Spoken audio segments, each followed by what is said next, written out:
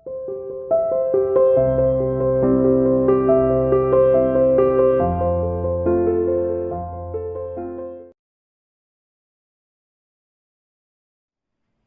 dear student, welcome to CI International School online classes. My dear plus 2 commerce class unit 6.2 lesson recruitment हमने start किया था। आज हम discuss करेंगे इसका टॉपिक इंटरनल रिक्रूटमेंट के merit and demerits. Internal recruitment वैसे है क्या वो बता चुकी थी मैं। इंटरनल सोर्स जिसमें ट्रांसफर, प्रमोशन, ले ऑफ, ये सब हम बता चुके हैं। आज इसके इंटरनल रिक्रूटमेंट के ही मेरिट और डिमेरिट हम डिस्कस करेंगे। देखिए, सबसे पहले मेरिट। इंटरनल रिक्रूटमेंट, आपको पहले मीनिंग क्लियर होना चाहिए। इंटरनल रिक्रूटमेंट क्या है?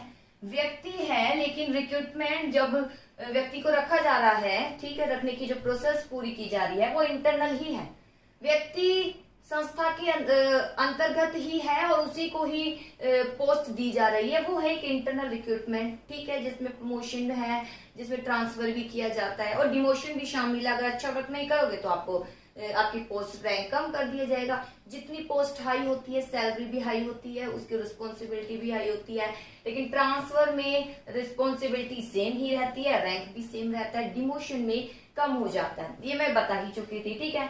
तो अब हम देखते हैं इसके मेरिट क्या है। जब इंटरनल रिक्रूटमेंट किया जाता है, भर्ती इंटरनल यानी संस्था के अंतर्गत जो व्यक्ति है उनमें से ही कोई व्यक्ति को पोस्ट दे दी जाती है, तो उसके मेरिट क्या होते हैं? सबसे पहले मेरिट तो यही बनेगा कि इंक्रीज इन मोटिवेशन। इतना अच्छी जब प्रोसेस वो फुलफिल करेंगे तो मोटिवेशन क्या हो जाएगा? इंक्रीज हो जाएगा। किसका इंक्रीज हो जाएगा? एम्प्लॉय का। क्यों मोटिवेट इंक्रीज हो जाएगा? उन्हें ये पता है कि हमारा प्रमोशन होगा।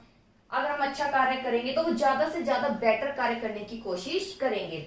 इंडस्ट्रियल पीस, जब मोटिवेट व्यक्ति होगा इट मीन्स वो खुश होगा तो शांति बनी रहेगी। इंडस्ट्रियल इजी सिलेक्शन, सिलेक्शन भी इजी कैसे? क्योंकि व्यक्ति इंटरनल ही रिक्रूट किया जा रहा है, हमें उसके बारे में पता होता है, हम उसके नेचर के बारे में पता है, उसके काम के बारे में पता है और उसे भी संस्था के बारे में पता है। इजी रूप से हम सिलेक्शन कर सकते हैं, ठीक है। मीन्स हमारे निर्णय में जो हम सोचते हैं कि रखने के बाद ऐसा तो नहीं हमने गलती की है, वो बहुत ही पॉसिबिलिटी कम हो जाती है। No need of induction means परिचित कराने की कोई जरूरत नहीं है, क्योंकि व्यक्ति संस्था में से ही है। जैसे मैं 1 ईयर तो मैंने नहीं पढ़ाया था, रीजन से मैं चली गई थी, लेकिन मुझे दोबारा बुलाएगा। आने के बाद मुझे कुछ नहीं बताएगा मुझे क्या करना है, बस ये बताएगा कि ये सब्जेक्ट है और आपके पीरियड है। कुछ इंडक्शन नहीं कराएगा कि ये आपके चेयरमैन है या दिनेश है या ये लाइब्रेरी है, ये टीचर्स है, ये आपकी जो है आपके डिपार्टमेंट की टीचर, कुछ मुझे इंडक्शन नहीं कराया गया। ये स्कूल है, स्कूल में इस तरीके से रूल फॉलो होते हैं, कुछ भी इंडक्शन नहीं कराया गया। क्यों? क्योंकि पता था कि ये व्यक्ति काम कर चुका है और एक तरीके से वो मैं इंटरनल ही रिक्रूट की गई थी, ठीक है। एडजस्टमेंट ऑफ सरप्लस एम्प्लॉय, इसमें एडजस्टमेंट भी हो जाता है सरप्लस एम्प्लॉय, क्योंकि इसमें ट्रांसफर भी होता है। जहां पर एक्सेस है और जहां पर शॉर्टेज है तो एक्सेस को उठा के शॉर्टेज में भेज दिया जाता है, ठीक है। इकोनॉमिकल सोर्स, काफी कम खर्चा आता है। कम खर्चा इसलिए आता है क्योंकि जो व्यक्ति है कोई ट्रेनिंग खास जरूरत देने की जरूरत नहीं है, क्योंकि वो काम को वैसे ही जानता होता है। सिर्फ उसे थोड़ा सा जब रैंक हाई दे दी जाती है, थोड़ी सी बस रिस्पॉन्सिबिलिटी बताई जाती है, ज्यादा कुछ नहीं उस पर खर्चा करना पड़ता, ना ही बुलाना पड़ रहा है बाहर से व्यक्ति, ना कोई एडवर्टाइज करना पड़ रहा है, सिंपली संस्था में से ही हम व्यक्ति को अपॉइंट कर रहे हैं। तो बहुत ही इकोनॉमिकल सोर्स है और टाइम भी सेव होता है हमारा। तो ये इसके मेरिट है। अब इसके एक्सप्लेनेशन हम अकॉर्डिंग टू बुक पढ़ लेते हैं। जैसा मैंने एक्सप्लेनेशन बताया वैसे लिख सकते हैं, ठीक है। ये आपको पॉइंट अच्छे से याद होने चाहिए। एक्सप्लेनेशन जैसे कि मीनिंग क्लियर है तो इजीली आप कर सकते हैं। जैसे देखिए, first increase in motivation employ organization is boosted when recruitment is made by internal source. जो एम्प्लॉय है, ऑर्गेनाइजेशन एम्प्लॉय कार्य कर रहे हैं, उनका मोरल क्या हो जाता है? बूस्ट हो जाता है, मोटिवेट हो जाते हैं। क्यों? क्योंकि उन्हें पता है कि भर्ती इंटरनल सोर्स से की जा रही है, खासकर जब प्रमोशन का काम टाइम आता है। If they know before hand, अगर उन्हें पहले से ही पता हो कि प्रमोशन पॉसिबल है, अगर अच्छा कार्य करेंगे प्रमोशन पॉसिबल है, तो वे इस चीज से इंस्पायर होते हैं। Ambition to occupy post of, और एम्बिशन आकांक्षा कि हमें हाई पोस्ट लेनी है, इससे आकर्षित होकर वो मोटिवेट होते, कार्य को अच्छे से करते हैं। जैसे कि मैंने अभी बताया था, बस इसे प्रमोशन का लिख देना, अदरवाइज ऐसा कुछ नहीं है कि ये डिटेल आप बहुत ज्यादा ही वो करें। आप अपने अकॉर्डिंग लिख सकते हैं, ठीक है। मोटिवेट होते हैं व्यक्ति, अच्छा कार्य करते हैं, उनको फिर प्रमोशन भी मिलता है, उन्हें पता होता है। अब आगे आता है इंडस्ट्रियल पीस। मोटिवेट व्यक्ति है तो इंडस्ट्रियल पीस बनी रहेगी, कोई भी झगड़े नहीं बने रहेंगे। Because of promotion Avenue, promotion Avenue खुल जाते हैं किसके लिए, एम्प्लॉय के लिए, और वो सेटिस्फाई हो जाते हैं। हैंस इंडस्ट्रियल पीस बना रहता है, शांति बनी रहती है। Promotion process continue from top to bottom in whole organization. Promotion process कैसे चलती है, टॉप से बॉटम की ओर चलती रहती है, टॉप टू बॉटम, ठीक है। कि टॉप लेवल है, फिर मिडल है, वहां से जो है टॉप से जो है मिडल है, और वहां पर पोजीशन यानी क्या कहते हैं, जो एक स्थिति है यानी एक वैकेंसी है वो क्रिएट होती रहती है। तो प्रमोशन टॉप से बॉटम की ओर चलता रहता है, यानी टॉप से स्टार्ट होकर हाई रैंक से स्टार्ट होकर नीचे तक जो है प्रमोशन चलता ही रहता है, यानी वैकेंसियां निकलती ही रहती है और व्यक्ति प्रमोट किया जाता है बॉटम से टॉप की ओर। वैकेंसी निकलती है टॉप से बॉटम की ओर और व्यक्ति प्रमोट किया जाता है बॉटम से टॉप की ओर। इसके बाद आता है मोटिवेट एम्प्लॉय, इस प्रकार परफॉर्मेंस अच्छे से देता है और इंडस्ट्रियल पीस बनी रहती है। इजी सिलेक्शन बता ही चुके हैं, easy selection. Organization has full information about the employ, organization के पास पूरी इंफॉर्मेशन होती है एम्प्लॉय की, ठीक है, जो वो कार्य कर रहे होता है। इस प्रकार higher post involve no risk, अगर हाई पोस्ट पर हम व्यक्ति रखना भी चाहे तो यहाँ पर रिस्क की जो पॉसिबिलिटी है वो बहुत ही कम हो जाती है, क्योंकि हमें उस व्यक्ति के बारे में पता होता है, वो ऑनेस्ट है, हमें ये भी पता होता है। इसके बाद है adjustment, no need of induction, हमें किसी भी प्रकार की इंडक्शन की जरूरत नहीं है। मैं सभी एक्सप्लेन कर चुकी हूँ, लेकिन अब बुक के अकॉर्डिंग आपको एक्सप्लेन कर रही हूँ ताकि आप बार बार मुझसे प्रॉब्लम लेकर नहीं आए, ठीक है। इंडक्शन मीन्स एक्वेंट यानी परिचित कराना, परिचित कराया जाता है एम्प्लॉय को उसके जॉब के बारे में, ऑर्गेनाइजेशन के बारे में। In this source of recruitment के सोर्स के अंतर्गत this information is already available to employ.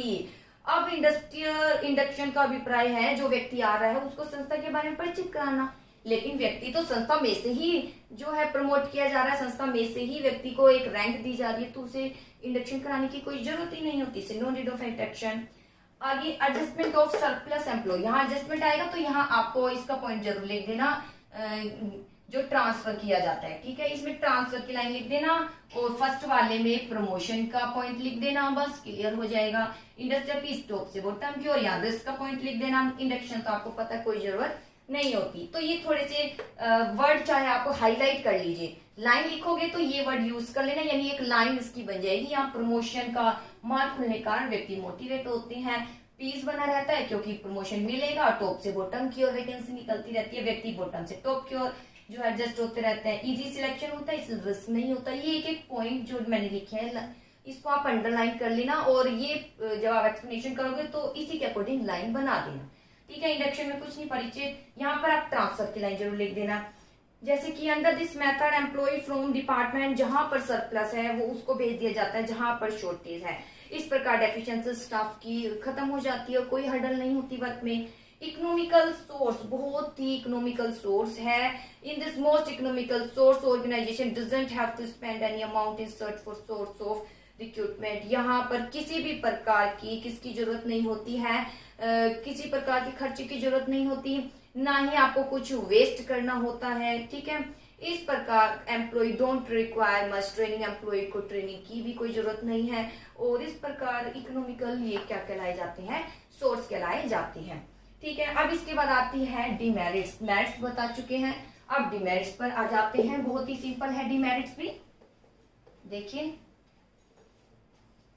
First of all demerits कौन सी हैं, यहाँ फर्स्ट डिमेरिट्स हम देखते हैं इंटरनल रिक्रूटमेंट की। First demerit, stop the entry of young blood, stop हो जाती है एंट्री यंग ब्लड की। कैसे, क्योंकि व्यक्ति केवल संस्था में से ही रिक्रूट किया जाएगा, वहां से ही व्यक्ति को भर्ती की जाएगी, व्यक्ति का सिलेक्शन किया जाएगा, तो बाहर के व्यक्ति तो आ ही नहीं सकते जो यंग ब्लड है, तो उनकी एंट्री स्टॉप हो जाती है इंटरनल रिक्रूटमेंट के कारण।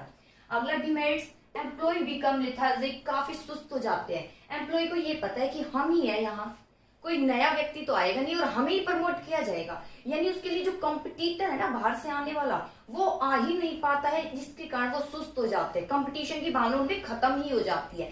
जितनी ज्यादा कंपटीशन की भावना व्यक्ति में होगी वो व्यक्ति उतना ज्यादा बेस्ट कार्य करेगा, लेकिन यहाँ पर तो कंपटीशन की भावना होगी ही नहीं, क्योंकि यंग ब्लड आएंगे नहीं, उन्हें पता है कि हम ही प्रमोट होंगे और कोई आएगा ही नहीं, इसके लिए इस कारण वो कहीं ना कहीं सुस्त हो जाते हैं। Not available in new organization, new organization में ये नहीं हो सकता, क्योंकि न्यू ऑर्गेनाइजेशन में सब व्यक्ति न्यू होते हैं और सारे न्यू बाहर से अपॉइंट होते हैं, वहां पर एक्सटर्नल रिक्रूटमेंट होता है। इंटरनल रिक्रूटमेंट न्यू ऑर्गेनाइजेशन के लिए नहीं है, वो केवल एग्जिस्टिंग ऑर्गेनाइजेशन के लिए है। आगे sense of competition among employ hampered, यानी ठेस पहुंचती है, हैम्पर्ड ठेस। कंपटीशन तो होता ही नहीं है, बाहर से व्यक्ति आ नहीं रहा, वो खुद ही प्रमोट हो रहे हैं और सारे व्यक्ति नॉन ही हो जाते हैं एक तरीके से, कोई कंपटीशन की भावना ही उत्पन्न नहीं होती है। इस भावना को ठेस भी पहुंचती है। Frequent transfer hit productivity negatively, ठीक है, बार बार ट्रांसफर करने से, कि कहीं सरप्लस है और कहीं शॉर्टेज है, बार बार एक व्यक्ति ट्रांसफर किया जा रहा है, ठीक है, एक डिपार्टमेंट से दूसरे डिपार्टमेंट पर, लेकिन लेवल उसका सेम होता है। क्या होता है, एक प्लेस पर उसने काम सीखा, फिर दोबारा उसका ट्रांसफर कर दिया, फिर दूसरे प्लेस पर काम शुरू कर रहा है, फिर उसका ट्रांसफर कर दिया, तो वो ढंग से काम सीख ही नहीं पाता है, जिसके कारण उसकी प्रोडक्टिविटी कैसी रहती है, नेगेटिव। यानी जितना पॉसिबल वो प्रोडक्शन कर पाएगा, जितना वो मेहनत कर सकता है, जितना अच्छा रिजल्ट दे सकता है, वो रिजल्ट नहीं आ पाता है, ठीक है। तो ये है इसके डीमेरिट्स। अब देख लेते हैं इसके डीमेरिट्स।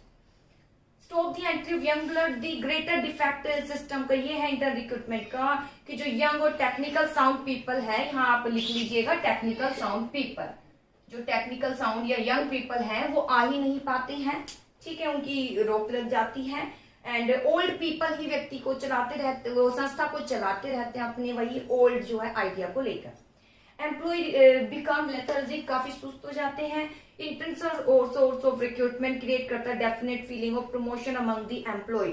इंटरनल जो सोर्स का रिक्रूटमेंट है, व्यक्ति में फीलिंग दे देता है कि प्रमोशन का एवेन्यू खुल गया, हमें प्रमोशन मिलेगा, ठीक है। This feeling make them lethargic, उन्हें पता है कि हमें प्रमोशन मिलेगा क्योंकि व्यक्ति बाहर से नहीं लाया जाएगा, तो वहां वो सुस्त हो जाते हैं। अपनी जो एबिलिटी, जो और ज्यादा मेहनत कर सकता है, वहां कहीं ना कहीं उसमें कमी देखी जाएगी। जब ये कहा जाएगा कि व्यक्ति बाहर से भी अपॉइंट किया जा सकता है या आपको भी किया जा सकता है, तब तो अगर उसके माइंड में यह जाएगा कि बाहर से भी व्यक्ति आ सकता है, तब वो बहुत ज्यादा मेहनत करेगा। लेकिन उसे पता है कि मैं ही प्रमोट होऊंगा, तो इतनी मेहनत नहीं करेगा, कहीं ना कहीं उसमें सुस्ती दिखाई देगी। आगे, not available in new organisation, recruitment through the sources possible only, ये केवल पहले से स्थापित ऑर्गेनाइजेशन में ही पॉसिबल है। न्यू ऑर्गेनाइजेशन एक्सटर्नल सोर्स ही यूज करती है, इसलिए एसेंशियल है। Entire recruitment need of old organisation में be fulfil through the source, केवल ओल्ड ऑर्गेनाइजेशन ही इंटरनल रिक्रूटमेंट प्रयोग कर सकती है। Sense of competition among employ hampered, आगे sense of competition is arouse, यानी उत्पन्न होता है व्हेन वन इज कन्फ्रंटेड, जब सामना करते हैं with a better qualified employ. Competition की भावना वहां उत्पन्न होती है जब हम एक बेटर क्वालिफाइड एम्प्लॉय के से आमना सामना करते हैं। This system recruitment hinders the entry of, लेकिन ये क्वालिफाइड एम्प्लॉय को तो आने नहीं देता क्योंकि यंग ब्लड है, आ ही नहीं सकता है, ठीक है। इस प्रकार एम्प्लॉय को चांस ही नहीं मिलता कि वो किसी से कंपटीशन कर सके, कि एक व्यक्ति है वो अगर कंपटीशन भी करना चाहे तो किससे करे, क्योंकि यंग ब्लड आते नहीं है और उसके टक्कर का कोई है नहीं। कहीं ना कहीं उसकी भावना को ठेस भी पहुंचती है। अगर वो चाहे कि कोई तो आए जिससे मुझे भी पता चले मुझ में क्या कमी है और मैं कितना आगे हूँ किसी से, ठीक है, तो ये भावना इसकी हैम्पर्ड हो जाती है। बार बार ट्रांसफर करने से in the source of recruitment employ are frequently बार बार ट्रांसफर किए जाते हैं। This doesn't allow them an opportunity to become efficient in any single job. इस प्रकार this doesn't allow opportunity to become efficient in any single job. अब एक जो सिंगल काम कर रहे हो, बार बार उसमें चेंजेस किया जा रहा है, कभी यहाँ काम दिया जा रहा है, कभी दूसरे डिपार्टमेंट में, कभी तीसरे में, तो वो एक जगह टिक कर कार्य नहीं करता, स्पेशलाइजेशन का लाभ उसको प्राप्त नहीं होता, वो स्पेशलिस्ट नहीं बन पाता उस कार्य में और उसकी प्रोडक्टिविटी क्या हो जाती है, नेगेटिवली। तो ये है बेटा डिमेरिट इंटरनल रिक्रूटमेंट के। एंट्री नहीं होती यंग ब्लड की क्योंकि टेक्निकल साउंड व्यक्ति आ ही नहीं पाते, ओल्ड व्यक्ति अपने पुराने आइडिया से चलाता रहता है, एम्प्लॉय सुस्त हो जाते हैं क्योंकि यंग ब्लड आता ही नहीं है, उसे पता है कि प्रमोशन उसका ही होगा, तो कहीं ना कहीं वो सुस्त हो जाता है। इसके बाद ये न्यू ऑर्गेनाइजेशन में अवेलेबल नहीं है, न्यू में केवल एक्सटर्नल ही अवेलेबल है। सेंस ऑफ कंपटीशन की भावना हैम्पर्ड हो जाती है क्योंकि यंग ब्लड आ ही नहीं पाते, तो कोई उसके टक्कर का ही नहीं आता व्यक्ति।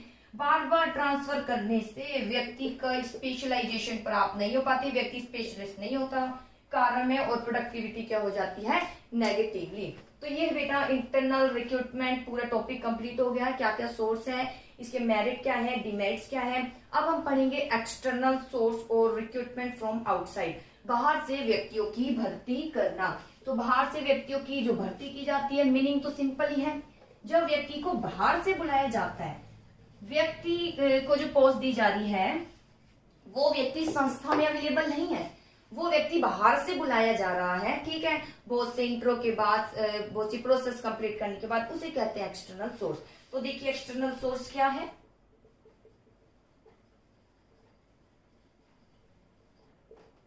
हाँ जी, external source of recruitment of employ means invite करना, inviting application for filling up the vacancy from candidate outside the organisation. External source का अभिप्राय व्यक्ति को इनवाइट करना है। कौन से व्यक्ति को इनवाइट करना है? जो आउटसाइड होते हैं। किसके आउटसाइड होते हैं? ऑर्गेनाइजेशन के। इंटरनल में इनवाइट करना है जो व्यक्ति अंदर ही है संस्था में, इस एक्सटर्नल सोर्स में इनवाइट करना है व्यक्ति को जो कि ऑर्गेनाइजेशन के क्या है, आउटसाइड है, बाहर जो है उपलब्ध होते हैं। एक्सटर्नल सोर्स आर मोस्टली किसके लिए यूज किया जाता है? Are filling vacancy in lower rank. ध्यान दीजिए ये किसके लिए, मेनली रूप से, जो मेनली है रूप से एक्सटर्नल सोर्स किसके लिए यूज किया जाता है? लोअर रैंक के लिए। क्यों लोअर रैंक के लिए? हाई रैंक के लिए क्यों नहीं? खासकर टॉप लेवल के लिए तो बिल्कुल भी प्रेफरेंस इसको नहीं दिया जाता, ठीक है। मे भी हो सकता है, मे नॉट, लेकिन ज्यादा प्रेफरेंस इंटरनल को दिया जाता है टॉप लेवल के लिए, जैसे जनरल मैनेजर। ये क्यों? क्योंकि यहाँ पर उन्हीं व्यक्ति को रखने की कोशिश की जाती है जो व्यक्ति संस्था में बहुत समय से कार्य कर रहे हैं, ठीक है, तो वहाँ इंटरनल। और लोअर रैंक के लिए खासकर सुपरवाइजर ये है, या मिडल में भी अगर कोई डिपार्टमेंट में हम रखना चाहे तो ऐसी कोई दिक्कत नहीं है। तो वहां पर जो है खासकर तो सुपरवाइजर लेवल ही है, वहां पर किसका यूज किया जाता है? एक्सटर्नल सोर्स का, ठीक है। आगे external source mainly use in lower rank, इसको अंडरलाइन कर लेना, लोअर रैंक के लिए होता है। Sometime sources also tap to fill special category of post. कई बार ये सोर्स जो यूज किया जाता है निम्नलिखित पोस्ट के लिए होता है। कौन कौन सी पोस्ट के लिए? इंजीनियर या सीए। ध्यान दीजिए किसके लिए? इंजीनियर या सीए के लिए खासकर ये प्रयोग की जाती है कि इन्हें बाहर से ही बुलाया जाता है। आप सीए बनना चाह रहे हैं तो ये पोस्ट मेनली रूप से बाहर से या व्यक्तियों के लिए ही रखी जाती है, ठीक है। इसको भी अंडरलाइन कर लेना, 1 मार्क्स में आ सकता है। External source are most and very red compare to internal source.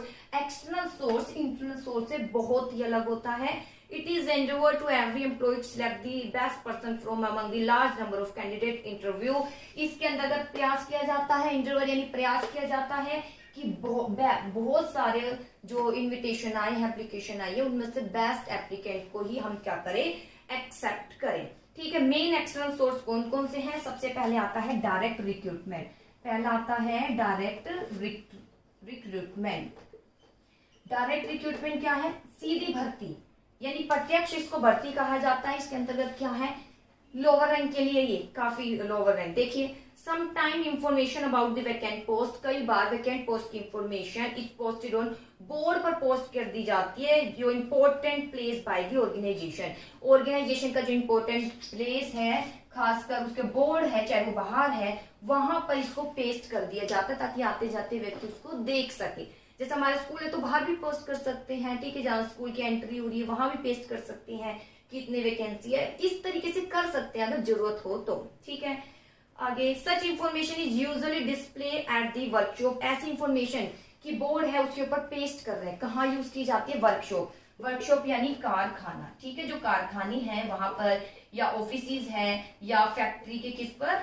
Gate पर, वहां कर दी जाती है। वर्कशॉप यानी कारखाने के अंदर भी जो है इस तरीके से एनवायरमेंट बनाकर पेस्ट कर दिए जाते, बता दिए जाते हैं रिक्रूटमेंट यहाँ पर व्यक्तियों की जरूरत है, ताकि जो व्यक्ति ऑलरेडी काम कर रहा है वो भी देख ले हमारी संस्था में कितने व्यक्तियों की जरूरत है, और अगर वो चाहे तो अपनी कोई जानकारी ले आ सकते हैं, ठीक है ना, इस तरीके से वो कर सकते हैं। ऑफिस है, ऑफिस के बाहर कर हो सकते हैं, या फैक्ट्री के गेट पर, ये इस तरीके से लगाई जाती है इंफॉर्मेशन।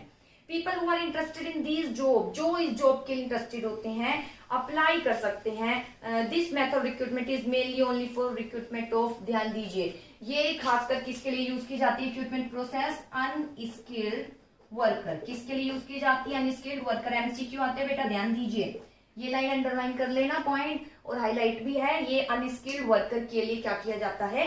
यूज किया जाता है। They are called casual labour, जिसे हम कैजुअल लेबर भी कहते हैं। दे आर पेड वेजेस, जो कि वेजेस लेते हैं डेली बेसिस पर। This method doesn't require any advertisement, इसमें खास एडवर्टाइजमेंट की जरूरत नहीं है, बस एक पेस्ट कर देते हैं, आप आमतौर पर देखते भी हो घरों के बाहर भी हमारे लगाए जाते हैं। हम कहीं जा रहे होते हैं, हम वहां भी देखते हैं एक पेस्ट किया होता है, एक पेज जिस पर लिखा होता है वैकेंसी है, इतने कर्मचारियों की जरूरत है, वेतन 9,000 से समथिंग इतने हजार है, या ईयरली वहां लिखा होता है, ठीक है, या सेल्समैन की जरूरत है, इस तरीके से लिखे होते हैं, या लेबर की जरूरत है, चाहे वो डेली वर्कर हो, ठीक है। इस तरीके से एक इंफॉर्मेशन पेस्ट कर दी जाती है, चाहे वो इंफॉर्मेशन कहीं भी पेस्ट करे, चाहे बाजारों में पेस्ट करे, दीवारों पर पेस्ट करे, ऑफिस के बाहर पेस्ट कर देते हैं, कारखाने के अंदर भी कर देते हैं, बाहर भी, या फैक्ट्री गेट के बाहर, ताकि आने जाने वाले मजदूर देख ले, आने जाने वाले व्यक्ति देख ले और अप्लाई कर सके। तो ये खास कर याद कर लेना, डायरेक्ट रिक्रूटमेंट अनस्किल वर्कर के लिए होता है। इसमें एक पेस्ट कर दिया जाता है पेज, जो बोर्ड पर डिस्प्ले होता है, वर्कशॉप, ऑफिस या फैक्ट्री गेट पर होता है। अनस्किल वर्कर के लिए ही ये मेथड यूज किए जाते हैं, डायरेक्ट रिक्रूटमेंट। ये इंपॉर्टेंट है, एमसीक्यू में आ सकता है। अनस्किल वर्कर के लिए जैसे कैजुअल वर्क लेबर बोलते हैं, जो डेली बेस पर काम करते हैं, इसके लिए एडवर्टाइजमेंट की जरूरत नहीं है और काफी चीप सोर्स है। इसके बाद आता है कैजुअल कॉलर, ठीक है, इसके बाद आता है कैजुअल कॉलर, यही बता देती हूँ। Second, casual caller. Casual caller क्या होते हैं? आकस्मिक बुलावा, इसको हिंदी में बोलते हैं आकस्मिक बुलावा। अचानक ही बुला लिए जाते हैं। आकस्मिक मतलब किसी ने पहले से ही आपको एप्लीकेशन दी हुई है, ठीक है। जैसे मैं हूँ कोई स्कूल, मुझे बहुत अच्छा लगता है रेप्यूटेड, तो मुझे उसकी ईमेल आईडी पता है, मैं ईमेल आईडी पर अपना रिज्यूम सेंड कर देती हूँ, ये सोचकर कि जब भी वहां वैकेंसी होगी तो अगर उन्होंने मेरे ईमेल देखेंगे, मेरे उन्हें लगेगा कि मैं एबल हूं, तो मुझे कॉल करेंगे आने के लिए, उसे बोलते हैं कैजुअल कॉलर। देखिए, आकस्मिक बुलावा, अचानक कॉल आ जाती, क्योंकि हमने वहां पर कहीं ना कहीं ईमेल किया हुआ, अपना रिज्यूम सेंड किया हुआ है, हमने वहां पोस्ट किया हुआ, हमने जो है इन्फॉर्मेशन दी हुई है कि अगर जरूरत हो तो आप हमें बुला सकते हैं। इन मैनी रेप्यूटेड ऑर्गेनाइजेशन, ध्यान दीजिए, रेप्यूटेड ऑर्गेनाइजेशन में ही अंडरलाइन कर लेना, केवल रिप्यूटेड ऑर्गेनाइजेशन में ही ये यूज किया जाता है कैजुअल कॉलर, ठीक है, ऐसे नहीं हर जगह। कई बार जो रिप्यूटेड ऑर्गेनाइजेशन है, in many reputed organization, some really जो टैलेंटेड और ब्रिलियंट पीपल है, कंटिन्यू सेंड करते रहते हैं अपनी एप्लीकेशन।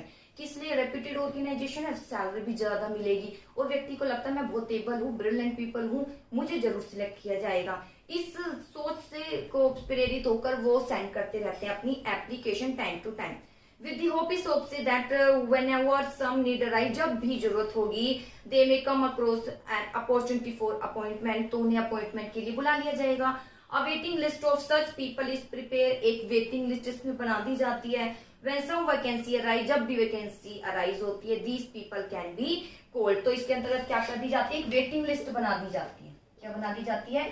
वेटिंग लिस्ट, जिसमें हमें बेस्ट कैंडिडेट लगते हैं, उसको हम क्या करते हैं?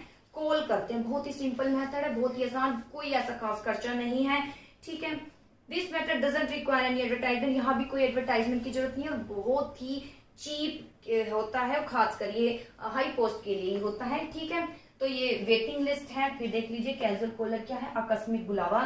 कुछ रेप्यूटेड ऑर्गेनाइजेशन होती है जिसमें हर व्यक्ति जाना चाहता है, तो वहां पर अपनी एप्लीकेशन सेंड करता रहता है, इस होप से कि जब भी जरूरत होगी तो संस्था हमें इनवाइट करेगी। संस्था भी एक वेटिंग लिस्ट तैयार करती है कि ये वेट कर रहे हैं जिन्होंने एप्लीकेशन दी है, जब जरूरत होती है तो उनको कॉल करके बुला लेती है। फिर सिलेक्शन होना नहीं होना वो व्यक्ति की टैलेंट पर निर्भर करता है। तो ये है बेटा कैजुअल कॉलर, ठीक है। ये 2 पॉइंट हैं। इसके बाद जो 3rd पॉइंट है मीडिया एडवर्टाइजमेंट, इसको हम डिस्कस करेंगे नेक्स्ट वीडियो में। अब तक बेटा जितना कराया है वो अच्छे से कर लेना, कोई दिक्कत है तो आप मुझसे पूछ सकते हैं मेरे व्हाट्सएप नंबर पर। ओके बेटा।